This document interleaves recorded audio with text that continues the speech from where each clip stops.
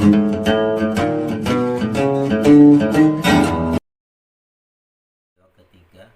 Assalamualaikum warahmatullahi wabarakatuh. Alhamdulillah, wassalatu wassalamu ala rasulillah wa ala alihi wa sahbihi wa mawalah, amma ba'd.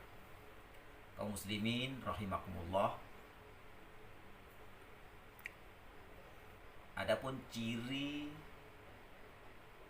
orang yang takut pada Allah Subhanahu wa taala yang ketiga, wa mimma razaqnahum yunfiqun. Orang-orang yang senantiasa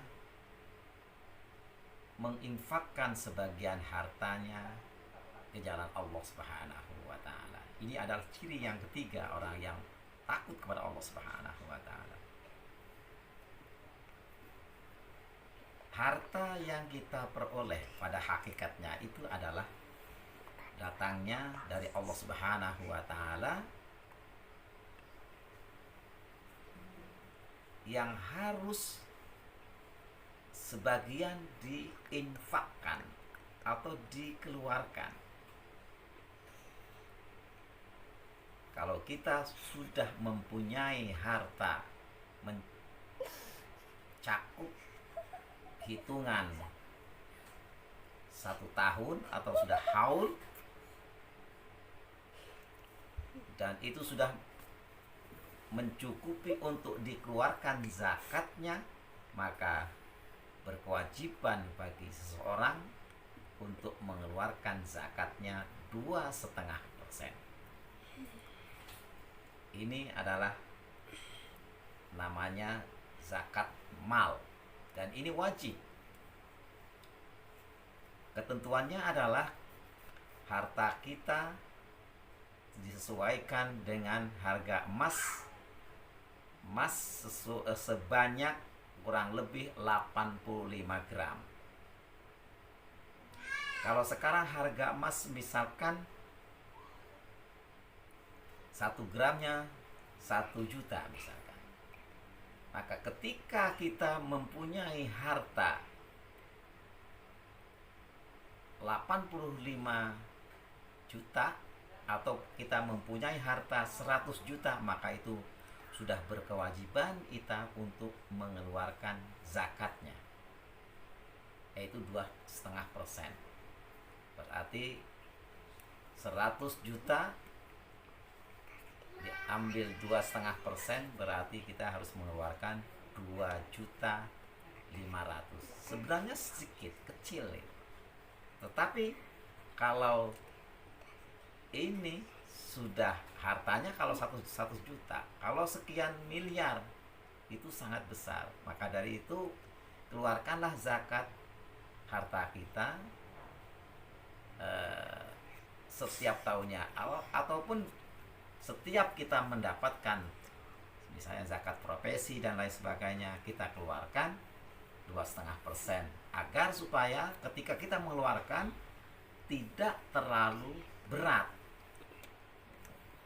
Nah, itu kalau zakat mal.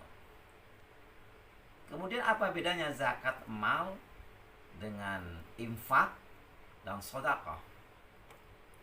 Kalau infak adalah kita mengeluarkan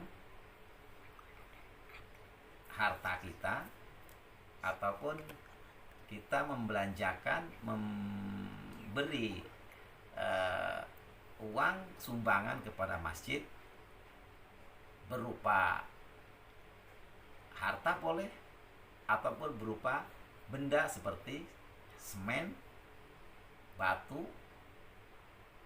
dan lain sebagainya. Nah, ini infak namanya. Kemudian bagi orang yang ibu-ibu misalkan tidak bisa memberikan infak berupa harta atau benda, tetapi berupa tenaga. Kalau ini namanya adalah sedekah. Seseorang yang tidak mempunyai harta benda, tetapi dia ingin kontribusi di dalam menjalankan tentang sodakoh, maka dia mensodakohkan tenaganya untuk ikut membangun masjid dan lain sebagainya. Kemudian kalau ibu-ibu bagaimana? Tidak mungkin ibu ikut ngaduk semen dan lain sebagainya. Kalau ibu-ibu cukup dengan membawa air minum atau gorengan bakwan satu biji atau 2 biji.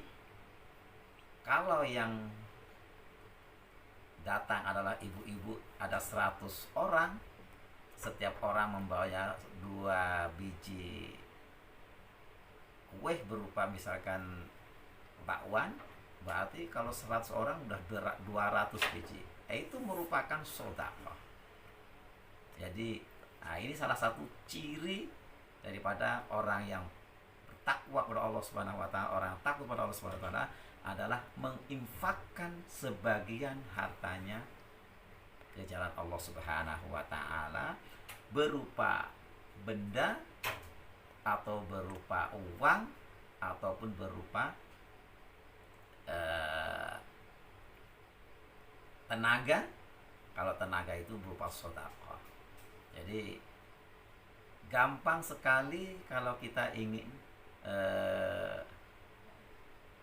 amal kita terus mengalir.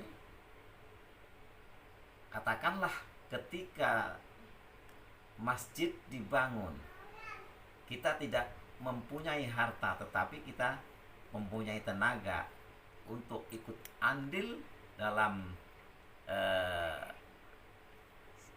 misalkan mengaduk semen ataupun mengangkat semen ke atas dan lain sebagainya. Ini adalah suatu amal jariah.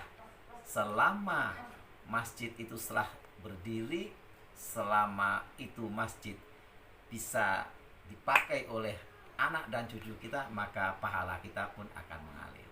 Nah, inilah manfaat daripada infak, sedekah dan zakat. Nah, mudah-mudahan di bulan yang mulia ini kita senantiasa memperbanyak infak, sedekah dan zakat-zakat yang lainnya. Demikian, mudah-mudahan bermanfaat. Billahi taufik wal hidayah. Wassalamualaikum warahmatullahi wabarakatuh.